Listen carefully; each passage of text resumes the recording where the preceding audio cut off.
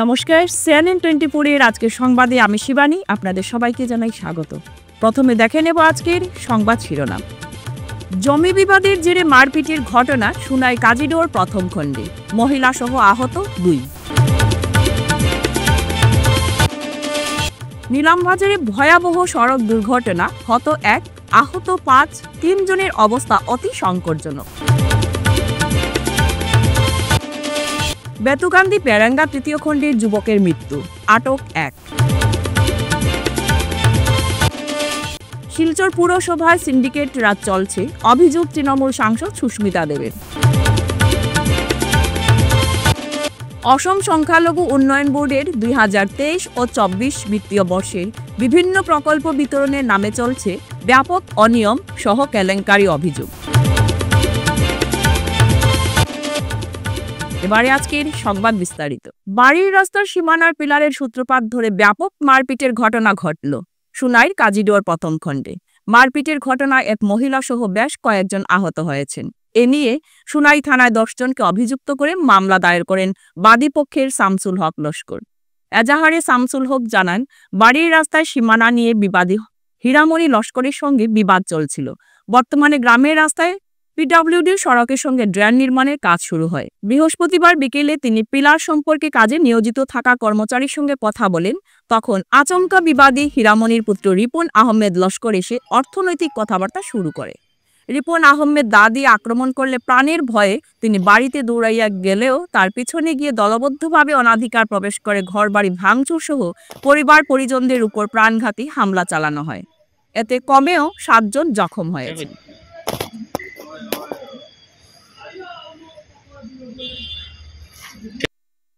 নিলামবাজারে ভয়াবহ সড়ক দুর্ঘটনা, হত 1, আহত 5, 3 জনের অবস্থা অতি সংকটজনক। দেখুন এক বিশেষ রিপোর্ট।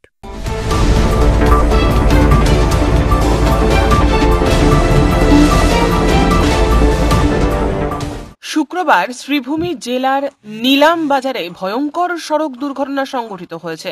এদিন সুমো এবং অটোর মুখোমুখি সংঘর্ষে মৃত্যু হয় এক ব্যক্তির, আহত হয়েছেন 5 জন। এর মধ্যে 3 জনের অবস্থা আশঙ্কাজনক। নিলামবাজারের কলেজের সম্মুখে সংঘটিত হয় এই ঘটনা। হত ব্যক্তির নাম কামাল উদ্দিন। খবর পেয়ে নিলামবাজার পুলিশ ঘটনাস্থলে উপস্থিত হয়। দেখুন সবিশেষ।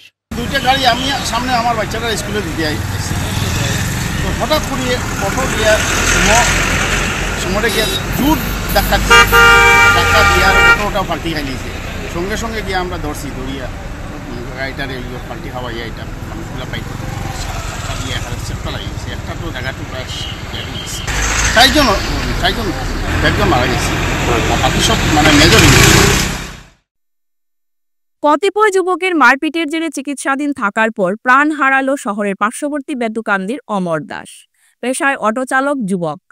মারা যাওয়ার আগে অমরের বয়ান মোবাইলে ভিডিও করে সোশ্যাল মাধ্যমে শেয়ার করে তার অসহায় ভাই সমর দাস। পরে ভিডিও কাছাড় পুলিশের নজরে আসতেই অভিযুক্ত যুবককে আটক করে পুলিশ। অভিযুক্তের নাম টিটন মজুমদার। ওই এলাকায় অভিযুক্ত টিটন ও তার সঙ্গীরা গুন্ডারাজ চালিয়ে থাকে বলে জানা গেছে।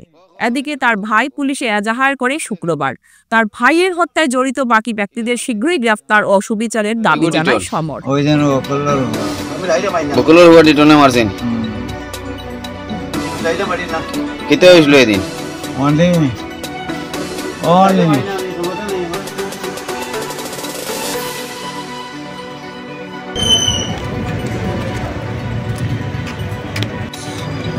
বাড়ি বেরেঙ্গা পার্ট 3 বেতুকান্দি।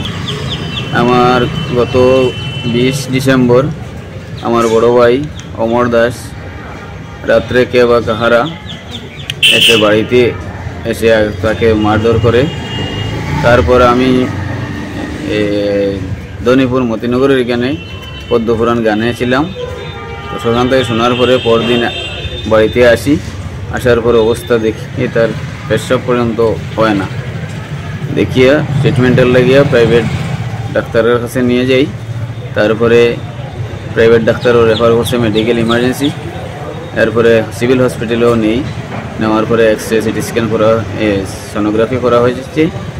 তারপর এখান থেকে তারা রেফার দিয়েছে মেডিকেল। তো মেডিকেল গত 3 তারিখ অ্যাডমিট হয়। 3 জানুয়ারি 2025 ইংরেজি। তারপর এখানে ট্রিটমেন্ট চলার পরে গত 9 জানুয়ারি আমরা আবারও তাকে ডিসচার্জ নিয়ে বাড়ি নিয়ে আসি। বাড়িতে আসার পর কয়েকদিন তারপর গত 15 জানুয়ারি বিকাল 3 ঘটিকার সময় মৃত্যুবরণ করেন। মৃত্যুর ঠিক প্রায় আধা ঘন্টা আগে উনি বয়ান দিয়েছেন। তাকে আমি বলেছিলাম যে কে বা কাহারা মারছে, নাম বলো। তো নাম বলার সঙ্গে সঙ্গে তিনি লিটন মজুমদার নাম বলেছেন। আমি আবার প্রশ্ন করেছি, সেটা ভিডিও ফুটেজ আছে, দেখতে পারবেন। তখন বলছেন লিটন কে? তো লিটন অমুকের, বকুল মজুমদারের ছেলে। তো এটা এখন আমি গতদিন শুনছি তাকে অ্যারেস্ট করা হয়েছে। তো এফআইআর তো দেওয়া প্রয়োজন। আমার ভাই যেহেতু আর দুনিয়াতে ফিরে আসবে না, তো এখন আমি প্রশাসনের কাছে নিয়ে বিচার চাই। সঙ্গে থাকতে পারে কয়েকজন আসছে বলেছেন। আমার কাকি ও আমার বোন একজন আসলো, বিবাহিত, ঘরে আসলো, তাদেরকেও আনাপ শনাপ কথা বলছেন। তার জন্য ওরা ভয়ে মুখ খুলেননি। আমাকে ফোন করে জানাচ্ছে পর্দাকে মেরে কে তার পালিয়ে যাচ্ছে, ঘর বাড়িতে অনেক ভাঙচুর করছে, বাসবে। তো এখন আমি প্রশাসনের কাছে, ওসি স্যারের কাছে দাবি জানাই যে আমার ভাইয়ের উপযুক্ত বিচার। শিলচর পুর নিগম গঠনের আগে মেয়রের নির্বাচন অনুষ্ঠিত করার পাশাপাশি স্থানীয় শিক্ষিত বেকারদের চাকরি প্রদানের দাবি জানিয়ে শুক্রবার নিজের মতামত তুলে ধরলেন তৃণমূলের রাজ্যসভা সাংসদ সুস্মিতা দেব। এদিন বিভিন্ন ইস্যুতে কথা বলতে গিয়ে সুস্মিতা শিলচর পৌরসভায় সিন্ডিকেট রাজ চলছে বলে অভিযোগ উত্থাপন করেছে। পৌর নিগমের নির্বাচন আসাম সরকার বলছে হবে, এটা নিয়ে 2-3টা ব্যাপার আছে। প্রথম হলো যে গ্র্যাজুয়েট আর হায়ার সেকেন্ডারি কোয়ালিফিকেশন 42টা ওয়ার্ডে হবে। আমি আশা করছি যে শিক্ষিত ক্যান্ডিডেট আমরা পাবো এবং তৃণমূল কংগ্রেসের ইচ্ছা কিছু নতুন চেহারা নিয়ে আমরা মাঠে নামতে চাই। আমি আমাদের যারা সংগঠনে আছে সবাইকে রিকোয়েস্ট করেছি যে নতুন চেহারা কিছু আনেন আপনারা, কারণ পুরনো মুখ দেখতে দেখতে শিলচরের মানুষও কিছুটা ডিমোটিভেটেড হয়ে যায়। এছাড়া আমি বলতে চাই যে বিজেপি সরকার 5 বছর 4.5 বছর আমার শিলচর পৌরসভাতে নির্বাচন করে, কিন্তু আমি সবাইকে শিলচর পৌরসভার ওয়েবসাইটটা দেখিয়েছি যে এটার কোনো ডিটেলস নেই যে 5 বছরে পৌরসভাতে কত টাকা এসছে এবং কি কাজ হচ্ছে। আজকে আমি জানি, আমি দায়িত্ব নিয়ে বলছি যে স্টেট ফাইন্যান্স কমিশন হোক বা প্ল্যানিং কমিশন তো এখন নেই, নীতি আয়োগ, সেন্ট্রাল ফাইন্যান্স কমিশন থেকে যে টাকাগুলি আসে ওইটার গাইডলাইনে থাকে যে ট্রান্সপারেন্সি মেনটেন করে ওয়েবসাইটে দিতে লাগে যে কোথায় কাজ হচ্ছে, কি কাজ হচ্ছে। আমি ডিসিকে 1বার না 2বার চিঠি লিখে চেয়েছি যে 5 বছরে পৌরসভাতে কি টাকা এসেছে এটার কোনো ডিটেলস আজ পর্যন্ত আমি অ্যাডমিনিস্ট্রেশন থেকে পাইনি।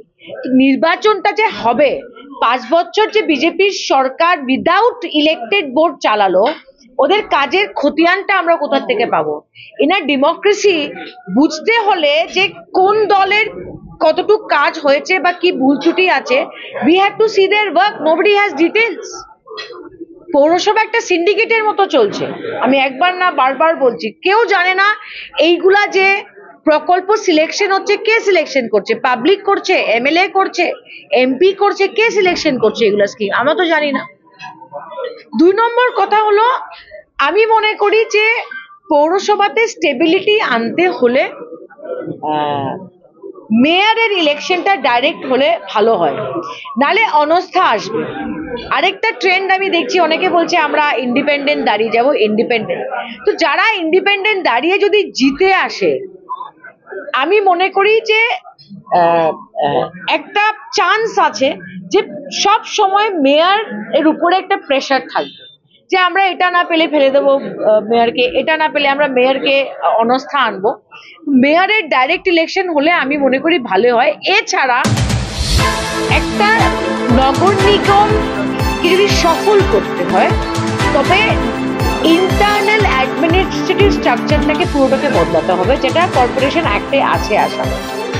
এবং engineering division, tax collecting division, আমি জানি না কনজারভেন্সি, 42টা ওয়ার্ডে যে সার্ভিস দেবে, এটার জন্য মানুষ কোথায় কর্পোরেশন, এটা নিয়ে সরকারের কি ভিশন কেউ জানে না। তো আমি আশা করি যে আরবান ডেভেলপমেন্ট মিনিস্ট্রি নিয়ে থেকে এটা নিয়ে ওরা চিন্তা করবে। 2 নম্বর কথা আমি এটাও বলতে চাই যে যে চাকরিগুলো পৌর নিগম কর্পোরেশনে হবে, আমাদের ডিমান্ড থাকলো তৃণমূল কংগ্রেস থেকে যে এই চাকরিগুলোর জন্য বরাকের ছেলে মেয়েকে দেওয়া হয় অ্যাজ পার কোয়ালিফিকেশন। এছাড়া লাস্টে আমি এটাই বলবো যে নির্বাচনে হার জিত থাকে, কিন্তু নির্বাচন না হওয়াটা গণতন্ত্রের জন্য খুবই খারাপ। তো এখন পঞ্চায়েত ইলেকশন পিছিয়ে গেছে, পৌর নিগমের ইলেকশন কি হবে আমি বলতে পারবো না, কিন্তু আমি মনে করি পঞ্চায়েতের ইলেকশনটা ডিলে করা এটা হলো বিজেপির কনস্পিরেসি, কারণ বিজেপির মাঠ এখন খারাপ। আমি শুধু বরাকের কথা বলছি না, আমি আপার আসাম, লোয়ার আসামের কথাও বলছি বা মধ্য আসামের কথা বলছি। সো ওরা একটু সময় চাইছে, তাই বলে ওরা ডিলে করেছে।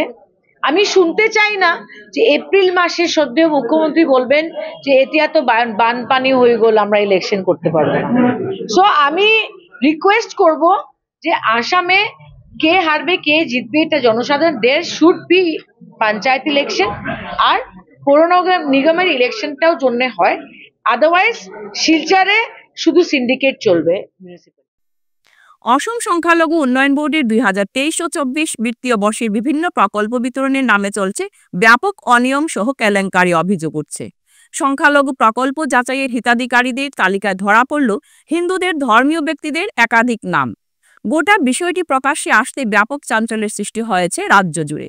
এ নিয়ে শিলচর সাব ডিভিশনের চেয়ারম্যান রেহান উদ্দিন লস্করকে প্রশ্ন করার পর তার মন্তব্যে বেরিয়ে এলো সামগ্রী বন্টনে ব্যাপক অসঙ্গতি ও অনিয়মের তথ্য। স্কিম ছিল, সেটা অ্যালটমেন্ট লেটারটা আমি আমাদের অফিসে পেয়েছি, যদিও আমাদেরকে ডিরেক্টলি দেওয়া হয় নাই। আমরা কিন্তু ইনকর্পোরেটেড নাই, স্টেট মাইনরিটি ডেভেলপমেন্ট বোর্ডের সাথে আমরা ইনকর্পোরেটেড নাই, উই আর সেপারেট বডি। সুতরাং আমাদেরকে তারা কোনো চিঠিতে বা কোনো কিছুতে আমাদেরকে মেনশন করে না, কপিটি করে না। তো আমার মেম্বার সেক্রেটারি হিসাবে সাব ডিভিশনাল ওয়েলফেয়ার অফিসার থাকে, তো ওনার কাছে যখন ডিসি অফিস থেকে কোনো চিঠি আয় বা স্টেট গভর্নমেন্ট থেকে কোনো চিঠি ডিসি অফিসে আয়, সেটা আমাদের ওনার কাছে আয়। উনি তো আলটিমেটলি আমার মেম্বার সেক্রেটারি, সুতরাং তার মাধ্যমে আমি চিঠিগুলো দেখি মাঝে মধ্যে। সেই চিঠিতেও আমি দেখেছি 9টা অ্যালোকেশন এসেছিল, কিন্তু তারপরে 2টার ভেরিফিকেশন তারা নিজে করেছে, স্টেট মাইনরিটি ডেভেলপমেন্ট বোর্ড করেছে। 2টা অ্যাপ্লিক্যান্ট আমাদের এখানে পাঠিয়েছে, আমরা তাদেরকে 2টাই রিক্সা দিয়েছি, কিন্তু বাকি যে 60টার ব্যাপারে তারা এখন পর্যন্ত আমাদের কোনো ইনফরমেশন দেয় না। কিন্তু আমরাও তাদেরকে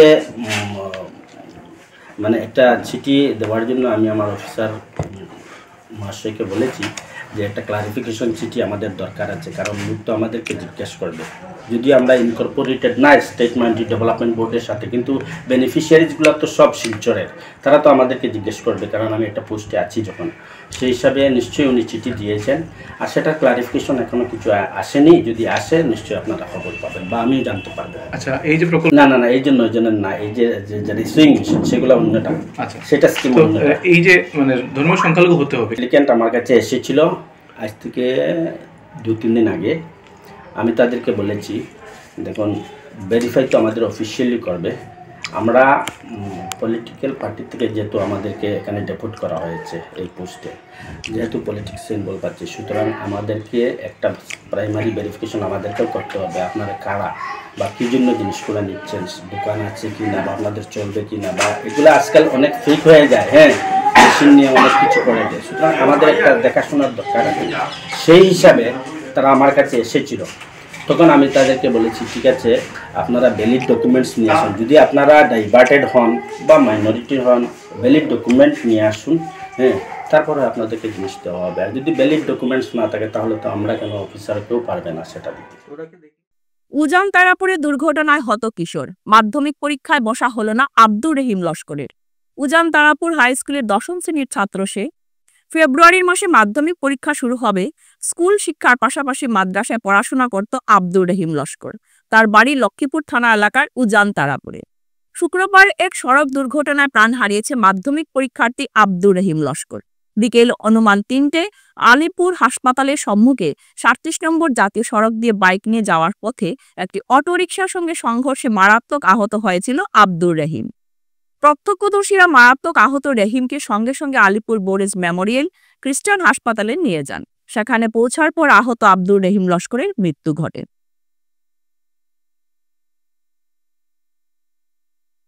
ফিরছি একটি বিরতির পর, আপনারা সঙ্গে থাকুন। Grace well hospital, Meherpur, Silchar. এখানে আপনারা পাবেন ডায়ালিসিস, এন্ডোস্কোপি, সোনোগ্রাফি, ইকোকার্ডিওগ্রাফি, এক্সরের মতো বিশেষ সুবিধে।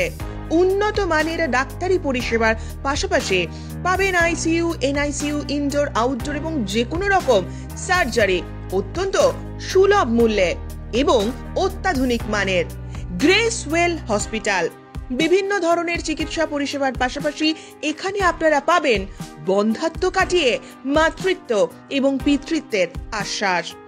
আপনার সুস্থ জীবনের লক্ষ্যে সর্বদা কাজ করে চলেছে গ্রেস ওয়েল হসপিটালের সদস্যবৃন্দ। ঠিকানা grace well hospital, Meherpur, Silchar 788015। আপনার সুস্থ এবং মঙ্গলময় জীবন কামনা করি আমরা। Grace well hospital. ফিরে এলাম বিরতির পর। আগরতলার ডাকসাইটে নাট্যদল নাট্যভূমির উদ্যোগে ১৬তম চন্দন সেনগুপ্ত স্মৃতিজাতীয় নাট্য উৎসব গত ১৫ জানুয়ারি থেকে আগরতলার রবীন্দ্র ভবনে শুরু হয়েছে। এই নাট্য উৎসবে বিভিন্ন জায়গা থেকে অনেকগুলো নাট্যদল যোগদান করেছে। আগামীকাল শিলচরের আজকের প্রজন্ম থিয়েটার দলটি আগরতলা রবীন্দ্র ভবনে সন্ধ্যে ৬টায় রবি ঠাকুরের উপন্যাস অবলম্বনে নৌকাডুবি নাটকটি মঞ্চস্থ করবে। তাই আজ সকালে ট্রেনে শিলচরের আজকের প্রজন্মের ছেলেমেয়েদের মোট ১৮ জনের নাট্যদল আগরতলার উদ্দেশ্যে রওনা হয়েছেন। এ বিষয়ে এই নাটক দলের ভাবনা, বিন্যাস, রূপায়ণ ও নির্দেশনা সায়ন বিশ্বাস বক্তব্য রাখেন। আগরতলায় যাচ্ছি নাট্যভূমির চন্দন সেনগুপ্ত ১৬তম নাট্য উৎসবে, জাতীয় নাট্য উৎসবে, যেখানে দেশের বড় বড় নাট্যদল অংশগ্রহণ করছে। সেখানে আমরাও আমন্ত্রিত দল হিসেবে আমাদের নাটক নৌকাডুবি নিয়ে যাচ্ছি এবং এই প্রযোজনাটির নিয়ন্ত্রণে রয়েছে বিবর্তন থিয়েটার গ্রুপ, নির্দেশনায় রয়েছে আমি এবং রবি ঠাকুরের উপন্যাস নৌকাডুবি অবলম্বনে মূল চিত্রনাট্যটি রয়েছে ঋতুপর্ণ ঘোষের, যার নাট্যরূপ করেছেন বিপ্লব দাস এবং সম্পাদনায় রয়েছেন কল্পিতা দেব। আমরা ১৮ জনের দল আজ শিলচর থেকে রওনা হয়ে যাচ্ছি। শনিবার আমাদের নাটক মঞ্চস্থ করব আমরা। আপনাদের সবার শুভেচ্ছা রাখবেন আমাদের প্রতি, যাতে আমরা এই বরাক উপত্যকার নাটকের যে মান রয়েছে, যে সম্মান রয়েছে, সেটা অক্ষুণ্ণ রাখতে পারি। শিলচরের বরাক আর্ট অ্যান্ড ক্রাফট সোসাইটির ২৬তম বাৎসরিক অনুষ্ঠান উপলক্ষে নরসিংটোলার ময়দানে গতকাল থেকে ১৯ জানুয়ারি পর্যন্ত বিভিন্ন অনুষ্ঠানের মাধ্যমে প্রতিদিন সকাল থেকে রাত্রি পর্যন্ত আর্ট ফেয়ার চলবে। গতকাল এক অনুষ্ঠানের মাধ্যমে মুখ্য অতিথি কলকাতার শান্তিনিকেতন থেকে আসা আর্ট বিশ্ববিদ্যালয়ের সঞ্চালক ডক্টর অভিজিৎ রায়চৌধুরী ও অন্যান্য প্রদীপ প্রজ্বলন করে এই চিত্রমেলা ও প্রদর্শনীর শুভারম্ভ করেন। অনুষ্ঠানে অতিথিদের মধ্যে উপস্থিত ছিলেন মুখ্য উপদেষ্টা স্বর্ণালী চৌধুরী, প্রাক্তন সভাপতি ডক্টর স্বপন সিনহা, বর্তমান সভাপতি অরুণ কুমার পাল প্রমুখ। এই অনুষ্ঠানে বিভিন্ন কার্যক্রমের সাথে হস্তশিল্প প্রদর্শনী ও বিক্রয় কেন্দ্র এবং নানান রকমের স্টলও রয়েছে।